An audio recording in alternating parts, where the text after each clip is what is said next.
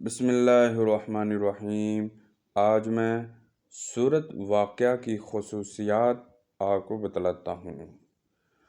جس گھر کے اندر سورت واقعہ روزانہ پڑھی جاتی ہے، مرد پڑھے، عورت پڑھے، بیٹی پڑھے، بہن پڑھے، کوئی بھی گھر میں سے پڑھے تو اس گھر کے اندر کبھی بھی فاقہ نہیں آئے گا۔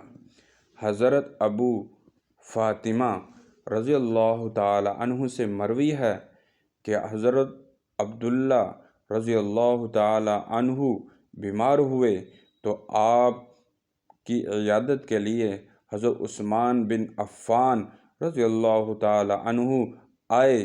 ابو فاطمہ رضی اللہ تعالی عنہ حضرت علی کرم اللہ وجہہ کے غلام تھے، تو حضرت عثمان رضی اللہ تعالی عنہ نے فرمایا کہ آپ کو کس چیز کی شکایت ہے؟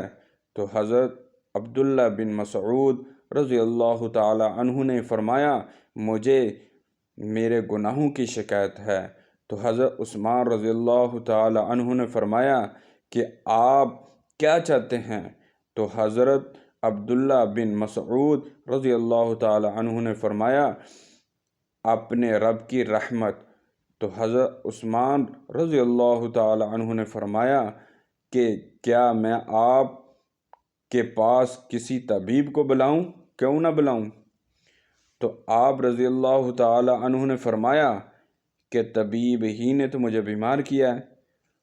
پھر حضرت عثمان رضی اللہ تعالی عنہ نے فرمایا کیا میں آپ رضی اللہ تعالی عنہ کے لیے عطیہ دینے کا حکم دوں؟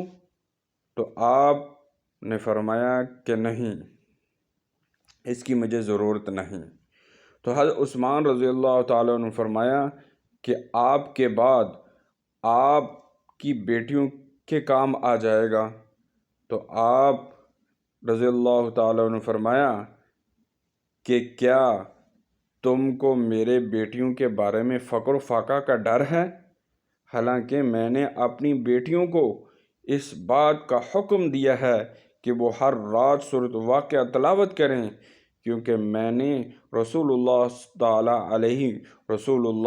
صلی اللہ تعالی علیہ وسلم سے سنا ہے من قرأ کل لیلۃ سورۃ الواقعہ لم تصبہ فاقۃ ابدا، یعنی جو شخص ہر رات کو سورۃ واقعہ پڑھے گا تو اس کو کبھی بھی فقر و فاقہ نہیں آ سکتا۔